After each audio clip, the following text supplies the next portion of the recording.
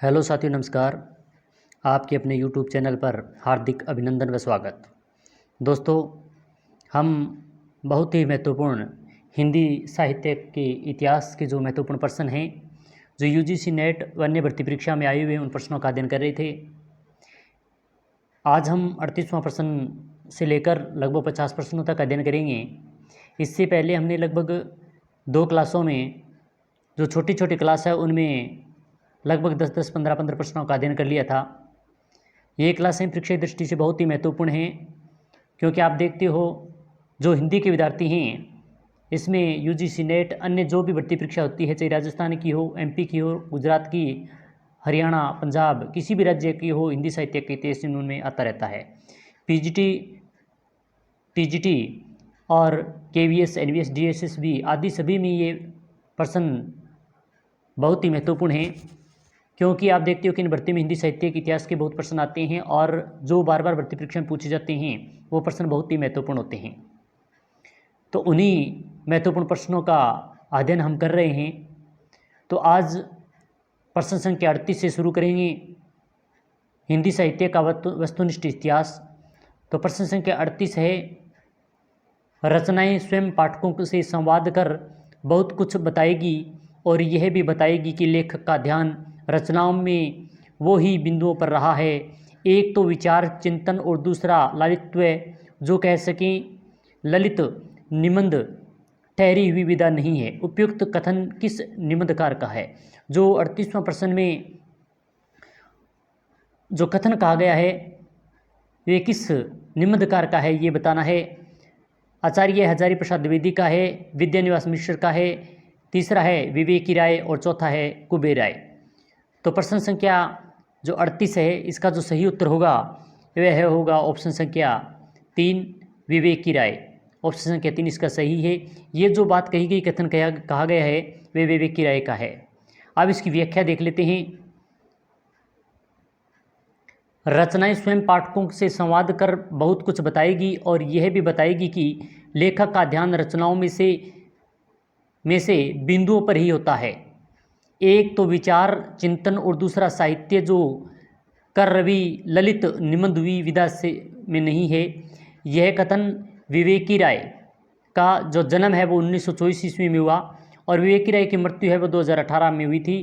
तो यह विवेकी राय द्वारा लिखित उठ जाग मुसाफिर ललित निबंध है, ये जो 2012 में लिखा गया था।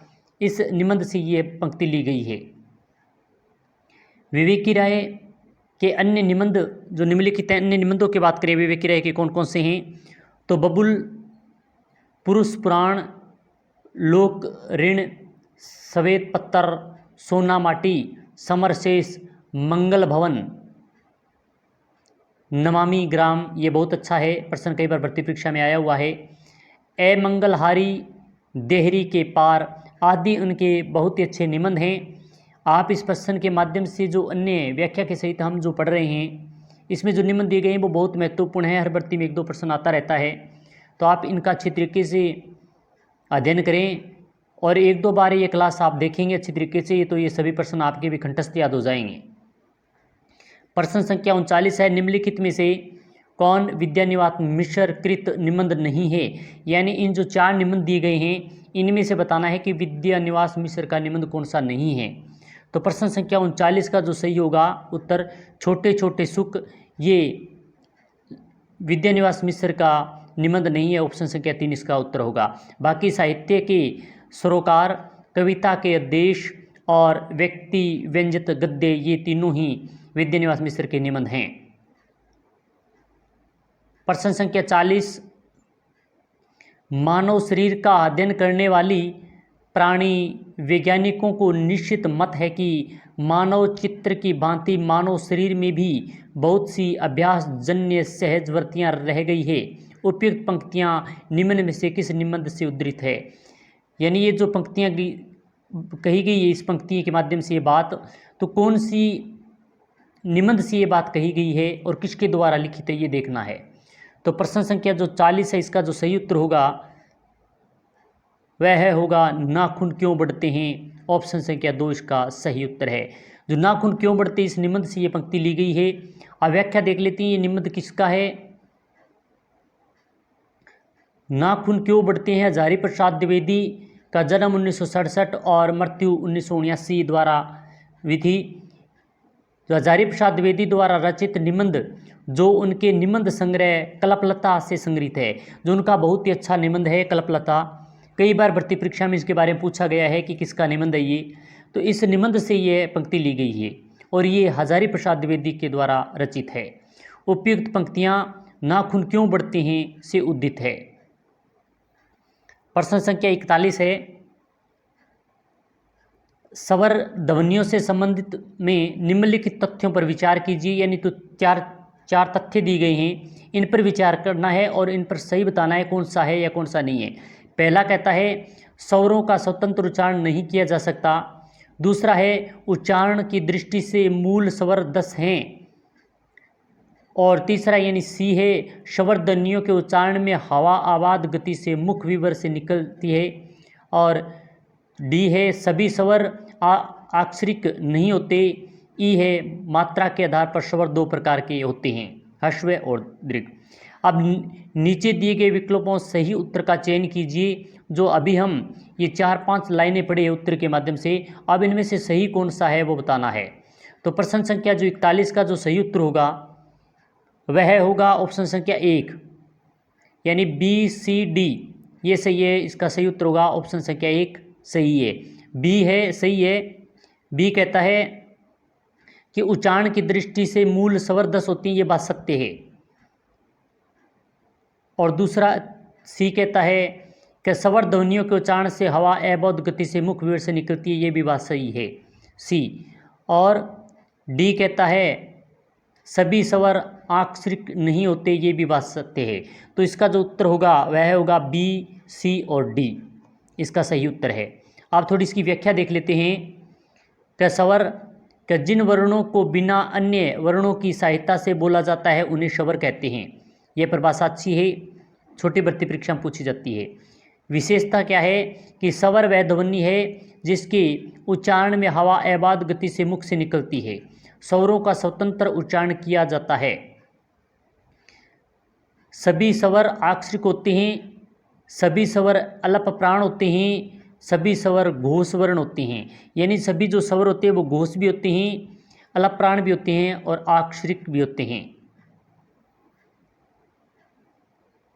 परंपरागत रूप से स्वरों की संख्या 13 है, उच्चारण के आधार पर स्वरों की संख्या 10 है।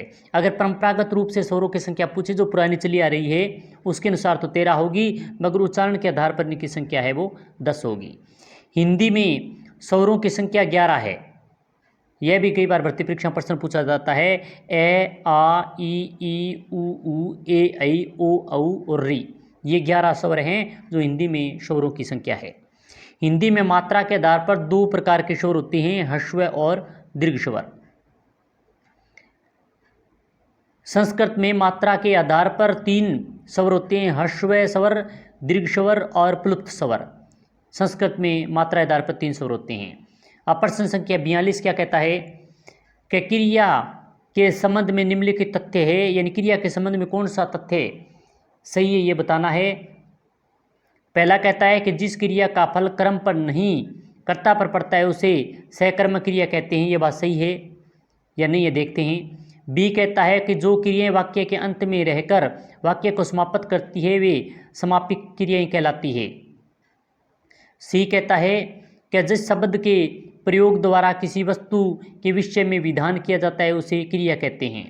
और डी कहता है अकर्म क्रियाओं में किसी क्रम का होना अनिवार्य है। डी कहता है ई कहता है कि क्रिया के मूल अंश को धातु कहते हैं। नीचे दिए गए विकल्पों में सही का उत्तर का चयन करना है। जो 5 विकल्प दिए गए इनमें से सही कौन सा है ये बताना है। तो प्रश्न संख्या जो 42 दिया गया है इसका ऑप्शन संख्या जो 3 है, बी, सी और ई, ये सही है। ऑप्शन संख्या 3 इसका सही उत्तर है। अब बी सही है। बी क्या कहता है? बी है कि जो क्रिया वाक्य के अंत में रहकर वाक्य को समाप्त करते हुए समापिक क्रिया ही कहलाती है, ये बात सत्य है। सी कहता है कि जिस शब्द के प्रयोग के द्वारा किसी वस्तु के विषय को विधान किया जाता है उसे क्रिया कहते हैं। ये भी बात सत्य है। और ई भी बात सही, ये डी नहीं, यहाँ पर ई दिया हुआ है। ये भी सही है कि क्रिया के मूल अंश को धातु कहते हैं, ये बात भी सत्य है। तो इसका जो सही उत्तर हुआ है वो है 3 नंबर, यानी बी, सी और ई, ये सही है। ऑप्शन संख्या 3 इसका सही उत्तर है। अब थोड़ी इसकी व्याख्या देख लेते हैं कि सहकर्म क्रियाएं में क्रिया का क्रम कर्ता पर क्रम न पढ़कर क्रम पर पड़ता है। यानी सहकर्म क्रियाओं में जो क्रिया का फल है वो कर्ता पर न पढ़कर क्रम पर पड़ता है, और एकर्म क्रियाओं में फल कर्ता पर पड़ता है, अर्थात जिस वाक्य में एकर्म क्रिया होगी वहाँ क्रम अनुपस्थित होगा, यानी वहाँ पर क्रम नहीं होगा। एकर्म क्रिया में क्रम का प्रयोग किए बिना ही वाक्य को पूर्ण भाव स्पष्ट हो जाता है। जो क्रियाएं वाक्य के अंत में रहकर वाक्य को समाप्त करती है वे समापिका क्रिया कहलाती है। यानी जो क्रियाएं होती है जो वाक्य के अंत में रहकर वाक्य को समाप्त कर देती है वो कौन सी क्रिया कहलाती है? समापिका क्रिया कहलाती है। जिस शब्द के प्रयोग द्वारा किसी वस्तु के विषय में विधान किया जाता है उसे क्रिया कहते हैं। क्रिया के मूल अंश को धातु कहते हैं, जैसे पढ़, लिख, पढ़, जा और खा। प्रश्न संख्या 43 है, भारतेंदु युगीन कविताओं के निम्नलिखित कथनों पर विचार कीजिए।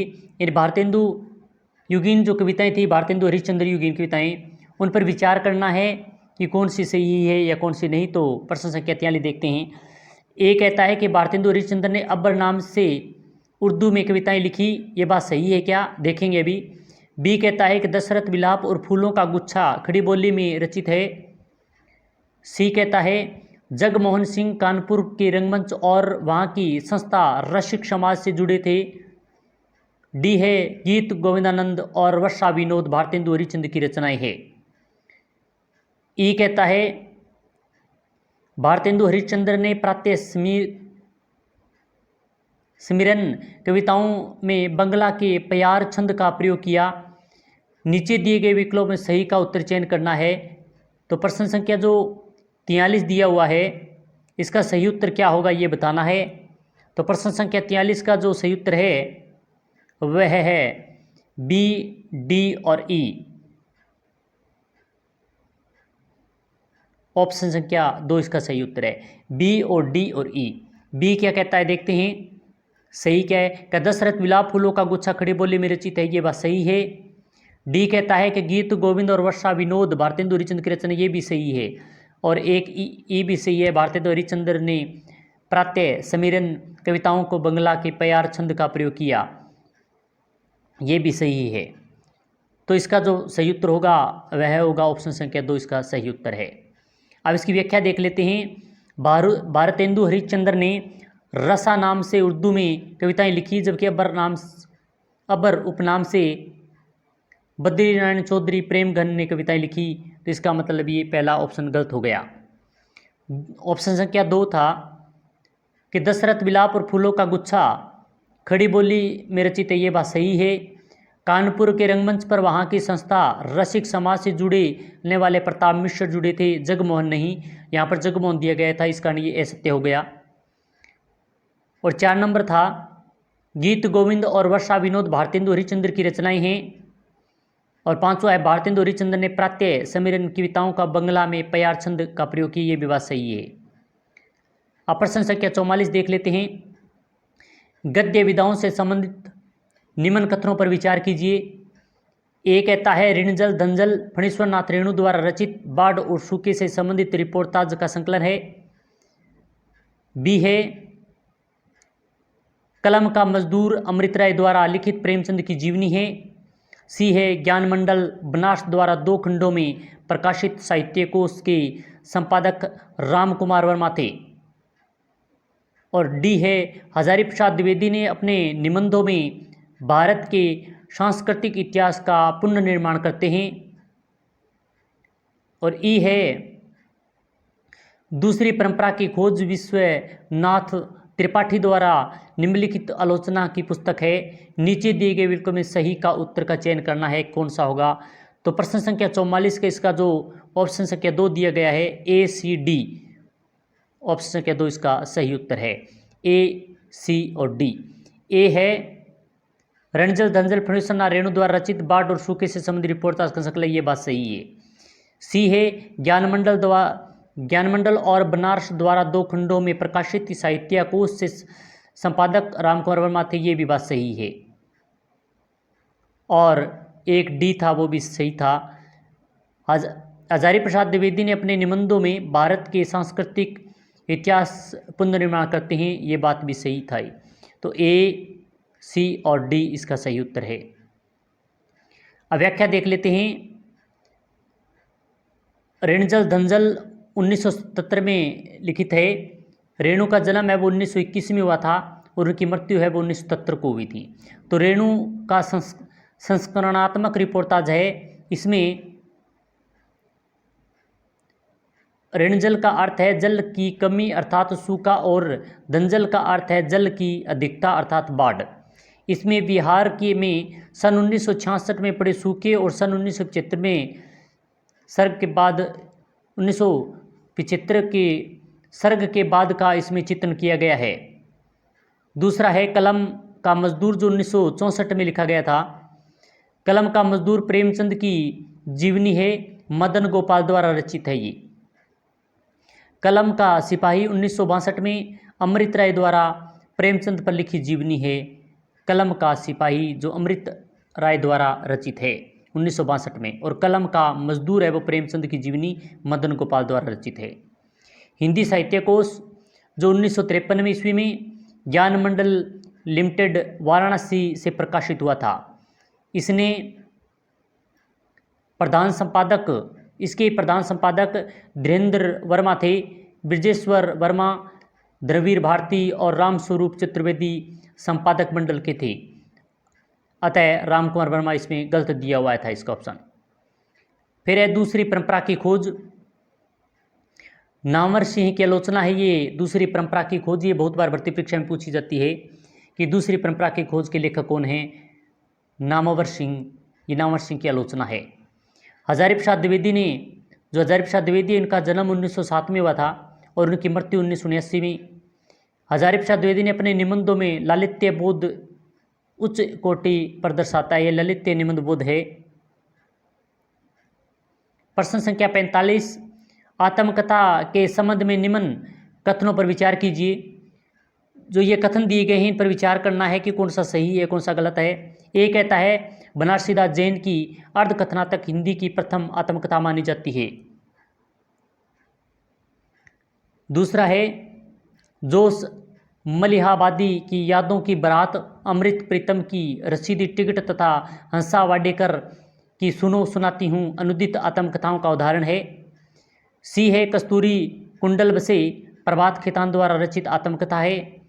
डी है अपने अपने पिंजरे शिवराज सिंह बेचे द्वारा रचित आत्मकथा है।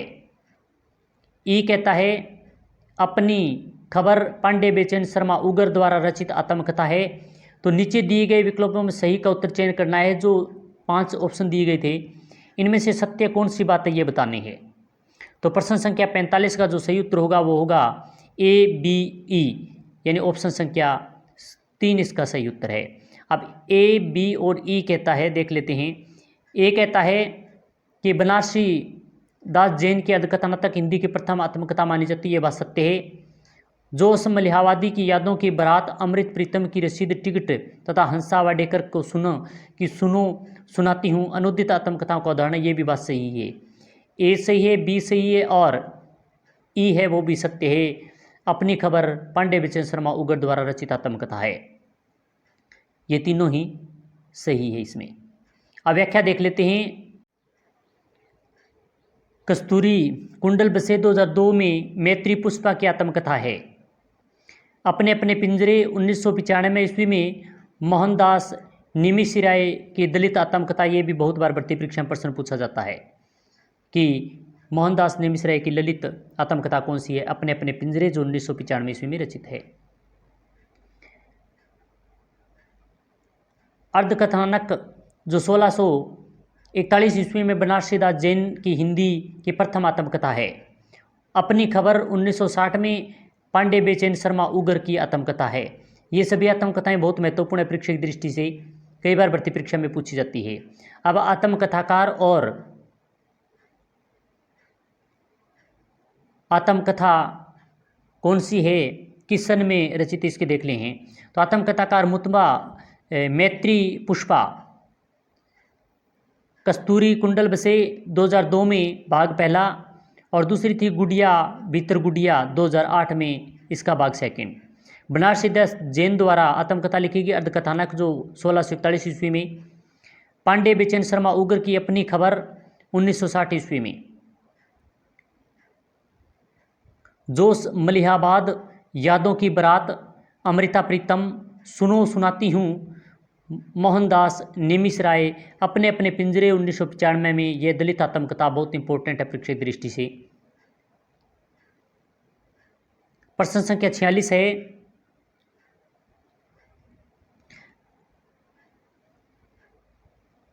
काव्य दोष से संबंधित सही उदाहरण है। ए कहता है क्लिष्ट दोष वेद नक्तग्राही जोरी अर्ध करीजो बरजे हम खात। दूसरा है अक्रमत्व दोष, यानी इनमें से दोष कौन सा है, कौन सा नहीं बताना है।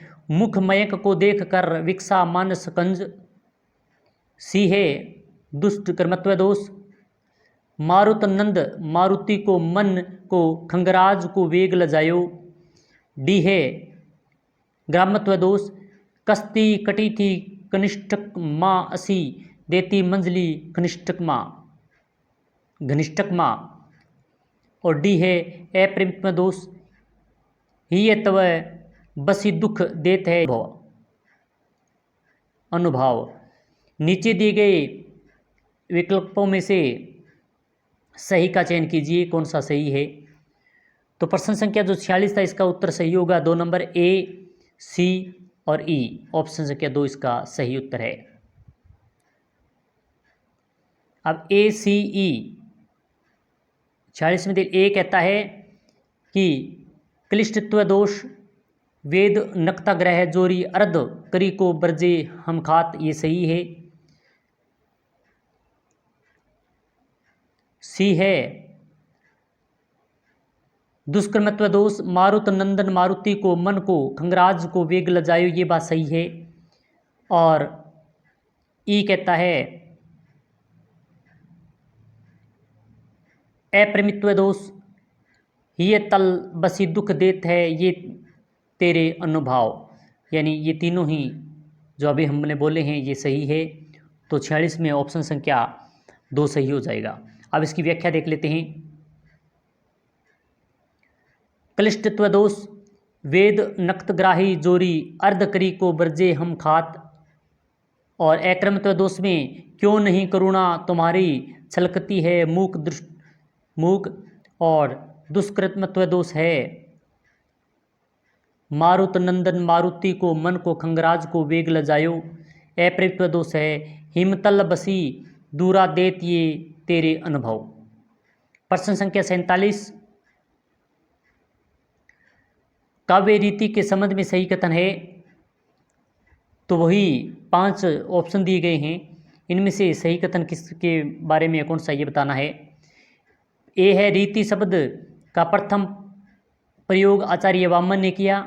बी है दंडी ने रीति के स्थान पर मार्ग शब्द का प्रयोग किया। सी आचार्य रुद्र ने रीति को शब्द संगठना बताया। और डी है भोज ने रीतियों की संख्या 105 मानी। और ई हृदय को रागात्मक भावों की विवेचना करने वाली रीति गौड़ी रीति है। तो नीचे दिए गए विकल्पों में से सही कौन सा है ये बताना है। तो प्रश्न संख्या जो 47 है इसका ए, बी, सी, यानी पहला ही ऑप्शन जो दिया गया था, पहला, दूसरा और तीसरा, ए, बी, सी, ऑप्शन संख्या 1 इसका सही उत्तर है। अब व्याख्या देख लेते हैं। रीति शब्द का प्रथम प्रयोग वामन ने किया। रीति काव्यस्य अर्थात रीति काव्य की आत्मा है। दंडी ने रीति के लिए मार्ग तथा वत्र से शब्द का प्रयोग किया। आनंदवर्ध ने रीति के लिए संगठना शब्द का प्रयोग किया। ये फर्स्ट ग्रेड में कई बार पूछे जाते हैं कि संगठना शब्द का शब्द प्रयोग किसने किया था, आनंदवर्धन ने किया था। मार्ग शब्द का दंडी ने, ये भी कई बार भर्ती परीक्षा में पूछे जाते हैं। भोजने रीतियों की संख्या 6 मानी है। वे दरबी, गोड़ी, पंचाली, लाटिया, अवंतिका, मागधी, ये 6 प्रकार की रीतियों की संख्या मानी है भोजने। गोड़ी रीति में वीर, विभत्सक, रौद्र रस होता है। इसमें ओज गुण, चित्त की दीप्ति अवस्था और पुरुषावृत्ति होती है। प्रश्न संख्या 48, कल्पना के संबंध में कालरिज के कथन पर विचार कीजिए। ए कहता है कल्पना को कालरिज ने ईश्वर शक्ति माना है जिसका गुण सर्जन है। बी है कालरिज कल्पना के 2 भेद मानते हैं, मुख्य कल्पना और गौण कल्पना। सी है मुख्य कल्पना की अवस्थिति जन सामान्य के मस्तिष्क में होती है, जबकि गौण कल्पना मुख्यतः दार्शनिक तथा कलाकार की विशेषता है। डी है मुख्य कल्पना इच्छा चालित वॉलेटरी की होती है। ई है मुख्य कल्पना अधिक सचेत, सक्रिय तथा सहायक होती है। तो नीचे दिए गए विकल्पों में सही उत्तर का चयन करना है। तो इसका जो सही उत्तर होगा ऑप्शन संख्या ए, बी और सी, ऑप्शन संख्या 2 इसका सही उत्तर है। आप क्लास को रोककर इनको ए, बी और सी में क्या कहा गया आप देख सकते हैं। व्याख्या देख लेते हैं। कालरिज का जन्म जो 1772 में और उनकी मृत्यु 1834 में। पाश्चात्य रोमांटिक आलोचना जगत में सैमुअल टेलर कालरिज एक महत्वपूर्ण हस्ताक्षर हैं और उनका कल्पना और फेटेंसी सिद्धांत काव्यशास्त्र का एक अत्यंत प्रसिद्ध सिद्धांत है। बहुमुखी प्रतिभा के धनी कालरिज कवि, समालोचक के साथ साथ एक प्रसिद्ध दार्शनिक भी थे। इनकी रचनाओं की बात करें, पपस जो 1746 ईस्वी में, लायोग्राफिया लिटेरिया 1817 में, द फ्रेंड 1817 में, एड्स टू रिफ्लेक्शंस 1825 में, चर्च एंड स्टेट जो 1830 ईस्वी में। कालरिज और कल्पना की अवधारणा। कालरिज की दृष्टि से कल्पना ईश्वरीय शक्ति है जिसका प्रधान गुण सर्जन है। कल्पना सर्जन के साथ साथ समन्वय का भी कार्य करती है। कालरिज की मान्यता है कि कल्पना हृदय और बुद्धि अंतर्गत बहिर्गत का समन्वय करती है तथा इसके द्वारा विचार भी सरल हो जाते हैं। कल्पना के भेद 2 होते हैं, मुख्य कल्पना और गौण कल्पना। मुख्य कल्पना मानव ज्ञान की जीवंत शक्ति और प्रमुख माध्यम होती है। असमीप होने की वाली अनंत सर्जन क्रियाओं के मन में होने वाली प्रवृत्ति है। दूसरी जो गौण कल्पना की उसकी छाया मात्र है, सचेतन संकल्प शक्ति के साथ ही उनका सह अस्तित्व है। प्रश्न संख्या 49 है, अंग्रेजी शिक्षा के संबंध में उपयुक्त विचार हैं, यानी जो विचार दिए गए इनमें से सही कौन सा है वो बताना है। ए कहता है अंग्रेजी शिक्षा भारतीयों की धर्म के प्रति आस्था को कमजोर करने वाली थी। बी है अंग्रेजी शिक्षा भारतीयों को मानसिक दासता से मुक्त करने वाली थी। सी है अंग्रेजी शिक्षा ने सरकारी नौकरियों में भारतीयों को प्रवेश के द्वार खोले। डी है अंग्रेजी शिक्षा ने भारतीयों को अपनी परंपराओं से मोह करवाना सिखाया। और ई है अंग्रेजी शिक्षा के प्रसार के लिए सरकार के नए शिक्षण संस्थान खोले। तो 49 प्रश्न का जो सही उत्तर होगा वो कौन सा होगा ये बताना है। दो ऑप्शन संख्या ए, सी और ई दिया गया है वो सही है। ऑप्शन संख्या 3 इसका सही उत्तर है, ए, सी और ई। ए कहता है अंग्रेजी शिक्षा भारतीय धर्म के प्रति आस्था के कमजोर करने वाली थी, ये बात सत्य है। सी है अंग्रेजी शिक्षा ने सरकारी नौकरियों में भारतीयों में प्रवेश द्वार खोली, ये भी सही है। और अंग्रेजी शिक्षा के प्रसार के लिए सरकार ने नई शिक्षा संस्थान खोली, ये बात सही है। तो इसमें तीनों ही बात सत्य है, 3 बात है। अब इसकी व्याख्या देख लेते हैं। अंग्रेजी शिक्षा भारतीयों के धर्म के प्रति आस्था को कमजोर करने वाली थी। अंग्रेजी शिक्षा भारतीयों को मानसिक दासता से मुक्त करने वाली थी। अंग्रेजी शिक्षा ने सरकारी नौकरियों में भारतीयों के प्रवेश द्वार खोले। अंग्रेजी शिक्षा ने भारतीयों को अपनी परंपरा से मोह करवाना सिखाया। और अंग्रेजी शिक्षा व प्रसार के लिए सरकार ने नई शिक्षा संस्थान खोले। प्रश्न संख्या 50 है, दलित विमर्श से संबंधित उपयुक्त कथन है। ए, डॉक्टर अम्बेडकर ने इतिहास में दलितों की भूमिका को रेखांकित करने का प्रयास किया। बी है दलित विमर्शकार गांधी दर्शन से को दलित साहित्य का वैचारिक आधार मानते हैं। और सी है ज्योतिबा फुले ने सत्यबोध समाज की स्थापना की। डी है दलित चिंतन वर्ण श्रम व्यवस्था की हिमायती करती हैं। और ई है दलित आत्मकथाएं एक व्यक्ति के बहाने समाज को यथार्थ प्रस्तुत करती है। तो नीचे दिए गए विकल्पों में से सही का उत्तर चयन करना है। तो 50 का जो सही उत्तर होगा वो होगा ए, सी, ई, ऑप्शन संख्या 3 इसका सही उत्तर है। ए, सी और ई। ई है दलित आत्मकथाएं एक व्यक्ति बहाने समाज का यथार्थ प्रस्तुत करती है, ये बात सही है। ज्योतिबा फुले सत्य शोध समाज की स्थापना की, ये बात सत्य है। और ए है डॉक्टर अम्बेडकर ने इतिहास में दलितों की भूमिका को रेखांकित करने का प्रयास किया, ये बात सही है। तो आज हमने बहुत ही महत्वपूर्ण 38 से लेकर और 50 प्रश्नों का अध्ययन किया। जो ये बार बार भर्ती परीक्षा में आने वाले प्रश्न हैं, हर भर्ती परीक्षा में आते हैं। और ये प्रश्न जो सभी हैं पीछे यूजीसी नेट की भर्ती परीक्षा हुई थी इसमें आए हुए हैं। तो ये बहुत ही महत्वपूर्ण प्रश्न है, आप इनका अच्छी तरीके से अध्ययन करें। क्लास अच्छी लगी तो लाइक करें, शेयर करें। और जिन्होंने अभी तक चैनल को सब्सक्राइब नहीं किया है वो सब्सक्राइब करें, साथ ही में बेल आइकन दबा के रखें, क्योंकि इसी प्रकार की अन्य क्लास का नोटिफिकेशन आपको मिल सके और आप अपनी तैयारी अच्छी तरीके से कर सकें। मस्त रहें, अच्छी तरीके से तैयारी करते रहें। इसी प्रकार के अन्य क्लास के साथ फिर मिलेंगे। जय हिंद, जय भारत।